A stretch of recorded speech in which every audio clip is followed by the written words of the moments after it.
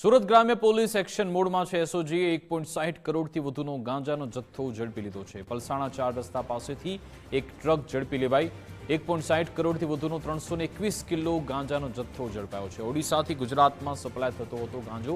નશાના નેટવર્કનો પોલીસે પર્દાફાશ કર્યો।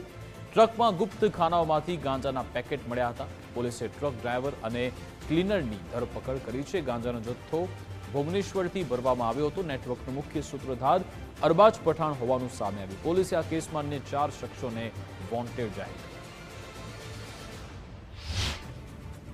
તે વખતે પલસાણા 4 રસ્તા ઉપર વાહન ચેકિંગ વખતે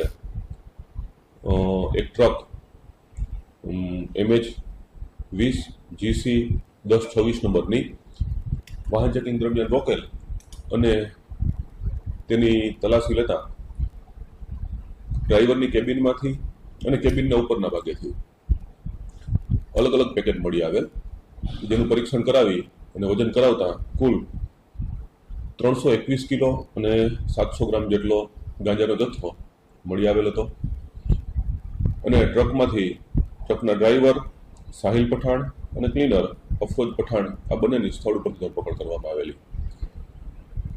આ ગાંજાનો જથ્થો મોકલનાર અફરોઝે ઓરિસ્સાથી મંગાવેલો હતો અને આરોપીઓના જણાવ્યા અનુસાર તે જથ્થો તે વાસદ પહોંચાડવાના હતા અને ત્યારથી પછી આગળનું એમને સૂચના મળવાની હતી।